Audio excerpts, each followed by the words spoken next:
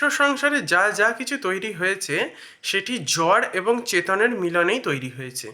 তো এর থেকে এটা প্রমাণিত হয় যে যে কনসিয়াসনেস আমাদের ভেতরে আছে সেই একইভাবে সেই কনসিয়াসনেস বস্তুর ভেতরেও আছে, উদ্ভিদের ভেতরেও আছে, মনুষ্যের ভেতরেও আছে, পশু পাখির ভেতরেও আছে। এক কথায় কনসিয়াসনেস ইজ এভরিহোয়ার। বাট সেই কনসিয়াসনেসের স্টেজে পৌঁছানো এটা খুব টাফ ম্যাটার, যার জন্য আমরা সহজে বুঝে উঠতে পারি না যে আমরা কনসিয়াসনেস তো বটে, কিন্তু আমাদের ভেতরে কনসিয়াসনেস আছে তো বটে, কিন্তু বস্তুর ভেতরে কনসিয়াসনেস কী করে থাকতে পারে।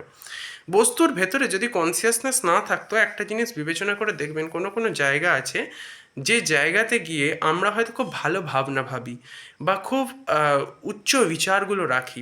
যেমন মন্দিরে যখন আমরা যাই তখন আমরা সেইখানে একটা পজিটিভ ভাইব পাই। সেইখানে উপস্থিত হয়ে যদি কোনো বাচ্চাও দাঁড়ায় যে জানে না সেটাকে মন্দির বলে, তার সত্ত্বেও দেখবেন যে তারা স্থির আছে, যেন কোথাও না কোথাও তার যদি শারীরিক প্রবলেমস খুব একটা না হয় না, তার যদি কোথাও খিদে টিদে যদি না পায় না, দেখবেন যে তারা খুব যেন প্রশান্ত অনুভব করছে। অন্যদিকে যদি আমরা কোনো ভুতুড়ে জায়গায় বা খুব নকারাত্মক নিজ জায়গায় যেখানে বহু লোকের খুন করা হয়েছে, কতল করা হয়েছে, সেই সমস্ত জায়গায় গিয়ে যদি আমরা দাঁড়াই, তখন আমরা দেখতে পাবো যে কোথাও না কোথাও আমাদের ভেতরে নকারাত্মকতা ফ্লো করছে। তো এই নকারাত্মকতা বা সকারাত্মকতা ফ্লো করছে কোথা থেকে? দেখবেন সেই সমস্ত বস্তু যেগুলি আশেপাশে আছে, আমাদের দেয়াল হোক, খাট হোক, এই পেছনে আলমারি হোক, যাই হোক না কেন, এই সমস্ত বিষয়গুলোতে আমাদের থটসগুলো কোথাও না কোথাও ফ্লো করছে। আমরা যে জায়গায় দাঁড়িয়ে যে ধরনের বিচারবোধগুলো রাখছি, সেই স্থানে সেই বিচারবোধগুলো সেই একটা নির্দিষ্ট ভাইব ফ্লো করাচ্ছে, এবং সেইখানে গেলে আমাদের সেই ধরনের ফিলিং হচ্ছে, যার জন্য কোনো কোনো জায়গায় গেলে আমাদের খুব ভালো ফিলিং হয়, কোনো কোনো জায়গায় গেলে আমাদের খুব দুঃখের ফিলিং আসে, কোথাও কোথাও গেলে খুব খুব দেখবেন হাসি পাচ্ছে, আবার কোথাও কোথাও গেলে দেখবেন মনটা মরা হয়ে আছে। কারণ বুঝতে পারবেন না, কিন্তু হবে এরকম। কারণ জায়গা বা স্থানের একটি মাহাত্ম্য থাকে। স্থানের মাহাত্ম্য কেন হলো? যদি বস্তুর ভেতরে কনসিয়াসনেস না থাকে, তাহলে সেই স্থানের ভেতরে মাহাত্ম্য তৈরি হলো কি করে? শুধুমাত্র জড় বস্তুতে তো বিশেষ কোনো মাহাত্ম্য থাকে না, তার একটা বেসিক নেচার বাদ দিয়ে। তাহলে এই মাহাত্ম্য তৈরি হলো কোথা থেকে? তৈরি হচ্ছে সম্পূর্ণভাবে এই কনসিয়াসনেস থেকে, যে কনসিয়াসনেস সর্বত্র ফ্লো করছে কোথাও না কোথাও। তো সুতরাং এই কনসিয়াসনেস তো আছেই, শুধুমাত্র আমাদের উপলব্ধির দরকার। আর এই কনসিয়াসনেসের বিভিন্ন স্টেজ আছে।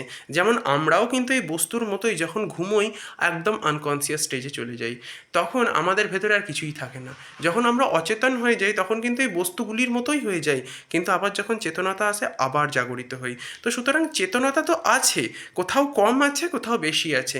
কোনো বস্তুতে চেতনতা খুব বেশি, আবার কোনো বস্তুতে খুব কম। মানব দেহে চেতনতা হয়তো বেশি, অন্যান্য দেহগুলোতে হয়তো চেতনতা একটু কম।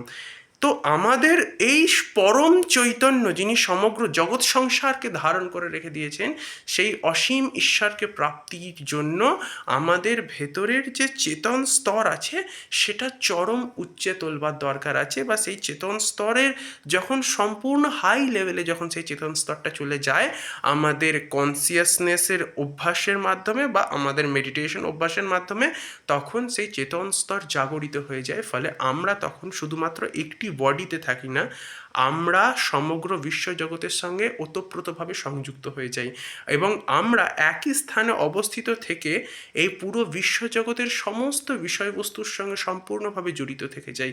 অর্থাৎ আমরাই সমস্ত কিছু হয়ে যাই, বা আমরাই সর্বব্যাপী হয়ে যাই।